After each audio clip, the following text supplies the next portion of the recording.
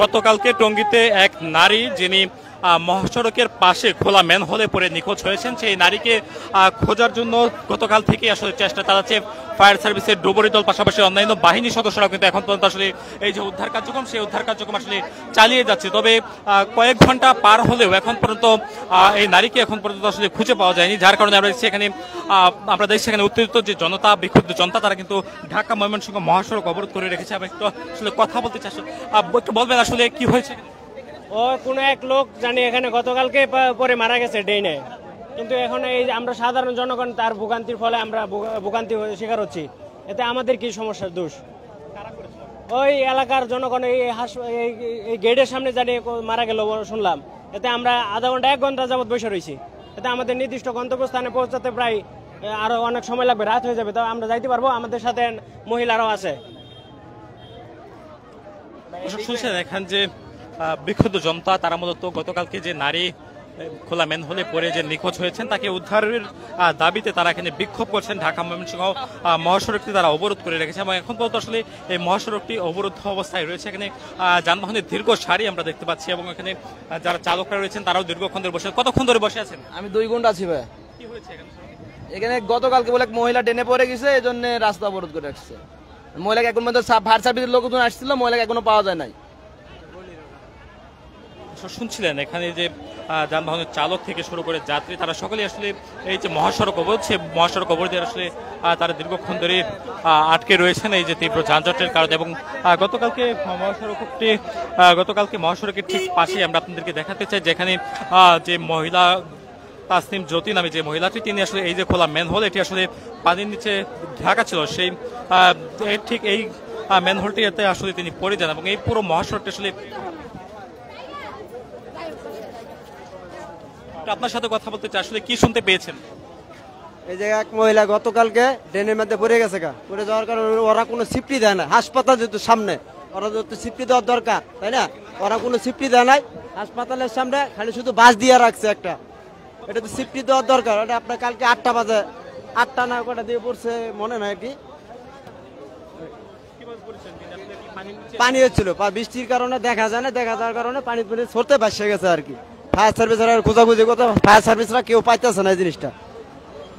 দর্শক শুনছিলেন যে ম্যানহোলটি আপনারা দেখছেন, ঠিক এই ম্যানহোলের ভিতরে আসলে এই যে নারী, তিনি কিন্তু আসলে পড়ে যান, তিনি দেখতে না পাওয়ার কারণে এখানে আসলে পানির স্রোত ছিল এবং সেই স্রোতের সঙ্গে আসলে তিনি তলিয়ে যেতে পারেন, এমনটি আসলে আশঙ্কা করছেন এখানে যারা স্থানীয় মানুষজন রয়েছে তারা। এবং তারা এখানে আসলে আসছেন এবং তারা এই যে মহাসড়কটি রয়েছে, সেই ঢাকা ময়মনসিংহ মহাসড়কটি তারা দীর্ঘক্ষণ ধরে অবরুদ্ধ করে রেখেছেন মূলত এই যে তারা বিচারের দাবিতে। এবং এখানে যে মহাসড়কটি অবরোধ করা হয়েছে সেটি মূলত এখানে তারা আসলে মহাসড়কটি আসলে দীর্ঘক্ষণ ধরে অবরোধ করেছে। একটু কথা বলতে চাই এখানে যারা বিক্ষুব্ধ জনতা রয়েছে তাদের। সেখানে কোনো কাজ হয় নাই, এর জন্য আমরা রাস্তাটা আটকে দিয়েছি ভাই, যে আমাদের জন্য এলাকার যে জনগণ আছে আমরা তাদের জন্য চলতে ফিরতে সুবিধা হয়, যে আমরা বিআরটিসির কাছে আবেদন করেছি আমাদের এখানে প্রত্যেকটা মেন হলে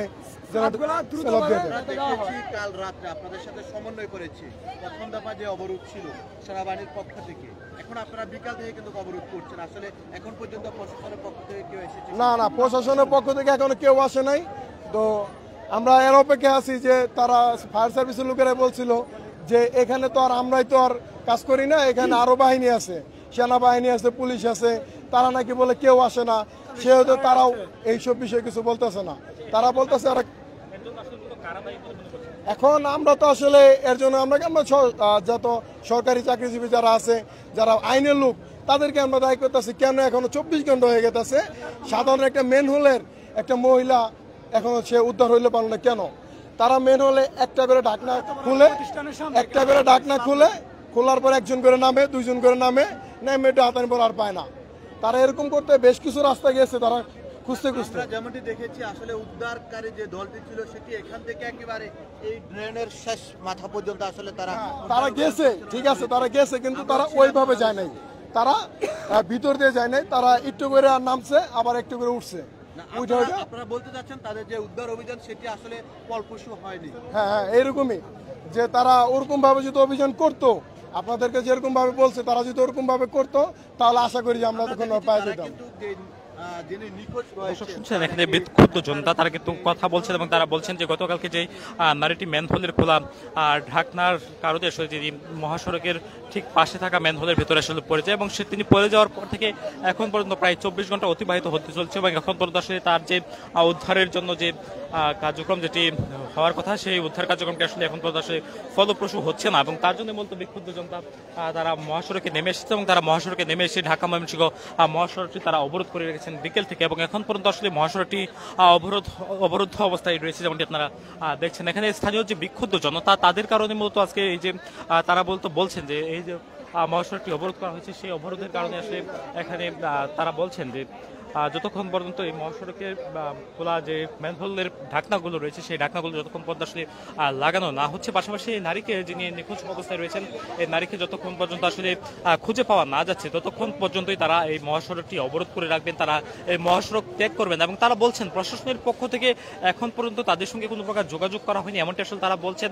পাশাপাশি এই যে উদ্ধার কার্যক্রম, যে উদ্ধারের জন্য যে উদ্ধারকারী দলটি ম্যানহোলের ঢাকনা খুলে আসলে ভেতরে প্রবেশ করেছেন, ফায়ার সার্ভিসের ডুবুরি দল, সেই দলের উদ্ধার কার্যক্রম এখন পর্যন্ত আসলে ফলপ্রসূ না হওয়াতেই মূলত বিক্ষুব্ধ জনতা তারা রাস্তায় নেমে এসেছেন এবং তারা রাস্তায় নেমে এসে এই মহাসড়কটি অবরোধ করে রেখেছেন এবং গাড়ির যে দীর্ঘ সারি, সেই সারি কিন্তু টঙ্গী থেকে একেবারে হাউস বিল্ডিং হয়ে রাজধানীর এয়ারপোর্ট পর্যন্ত আসলে চলে গিয়েছে। দীর্ঘ যানবাহনের সারি কিন্তু আমরা দেখতে পাচ্ছিলাম এখানে আসার পথে এবং আমরা দেখছি এখানে মানুষজনের যে সংখ্যা, সেটি কিন্তু আসলে ক্রমেই বাড়তে শুরু করেছে। এখানে উৎসুক জনতা, বহিরাগত জনতা সহ আশেপাশে স্থানীয় জনতার ভিড় কিন্তু এখানে রয়েছে, যেমনটি আপনারা লক্ষ্য করছেন। এই যে স্থানীয় জনতার ভিড়, তারা কিন্তু এখানে রয়েছে এবং তাদের আমরা দেখছি আজ সকাল থেকে এখানে উদ্ধার কার্যক্রম চালাচ্ছিলেন ফায়ার সার্ভিস সহ অন্যান্য আইন শৃঙ্খলা বাহিনীর সমন্বয় করে মূলত যৌথ উদ্ধার কার্যক্রম এখানে চালাচ্ছিলেন। সেই যৌথ উদ্ধার কার্যক্রম কিন্তু এখানে চলছিল। সেই উদ্ধার কার্যক্রম কিন্তু আজ সন্ধ্যা পর্যন্ত চলে এবং আমরা দেখছিলাম বিভিন্ন স্থানে কিন্তু উদ্ধার কার্যক্রম চলছে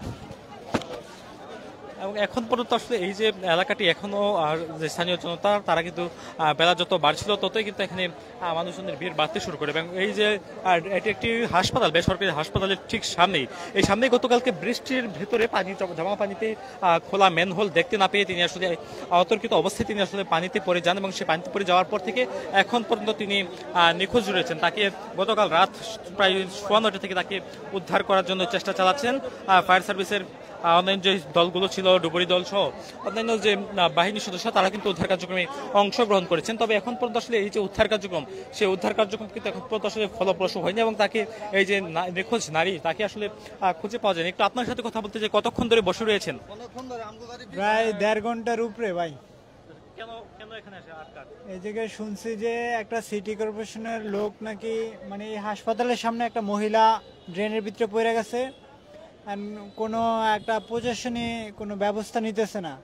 এলাকার মানুষজন আপনার আসতেছে না, কেউ ব্যবস্থা নিচ্ছে না। আর ব্যাপার হচ্ছে এই এলাকার মানুষ বারবার প্রশাসনটা জানাইছে, সিটি কর্পোরেশন লোকদের বা অন্যান্য যারা আছে এটা দায়িত্বে এলজিআরডি মন্ত্রণালয় যারা আছে, যারা রাখসার এই বিষয় রক্ষণাবেক্ষণ করে, তাদেরকে জানাইছে। তারা বলছে তারা এই পর্যন্ত কোনো পদক্ষেপ নেয়। বিগত সময় এখানে নাকি আরো মানুষ এইভাবে ড্রেনে পড়ে মারা গেছে আর কি। তো এখানে তো আর বাচ্চা মানুষ না যে আমি একটা জায়গায় গিয়া পাইলাম বা ওই এইটা লাস্ট যে সীমানা আছে ওইখানে যা খুঁজলাম পাইলাম, কিন্তু সেখানে তো যাওয়া সম্ভব নয়। একটা বড় মানুষ কোনো একটা জায়গায় হয়তো আটকায় আছে, কিন্তু এটা আসলে ভূমিকা ছিল প্রশাসনের, যে যাদের এটা দায়িত্বে পড়ে তাদের উচিত ছিল যে এটাকে নিয়ে মানে এটা এই স্ল্যাবটা ঠিক করা। কারণ এখানে বৃষ্টির সময়, বর্ষা, এখন মানুষ পড়তেই পারে, শুধু একটা বড় মানুষ পড়ছে তা না, একটা বাচ্চাও তো পড়তে পারে। তো এইসব বিষয়গুলো সব মানে সরকারের দেখা উচিত। এবং 74, 76 এর বিমান যখন এই যে রাস্তায় প্রশিক্ষণ নেয়, একটা দুর্ঘটনা ঘটে, তাহলে এখানে স্ল্যাবটা তো একটা নিচের জিনিস, এটা তো সরকারের আরো বেশি দেখা উচিত। আপনার সাথে কথা বলতে আসলে দীর্ঘক্ষণ ধরে আপনি বলছিলেন যে জ্যামে আটকা পড়ে রয়েছে, আসলে কেন এই যানজট কেন সেটা আমরা সঠিক বলতে পারি না। আমরা তো হাই করতেছি এই জন্যই যে কি হয়েছে এই জন্য সামনে আগে আসলাম, আইসে দেখি সামনে এই অবস্থা, বুঝছেন। আমার গাড়ি আরো পিছিয়ে চারাগালি থুয়েছি, স্টাফে দিয়ে ওই জায়গায় থুয়েছি। শুনতে পারলাম যে ওই যে কেউ নাকি মারা গেছে, এক মহিলা ড্রেনে পড়ে গেছে, সেই মহিলারা ভিড়তে পায় না, এই জন্য আর কি এই আন্দোলন।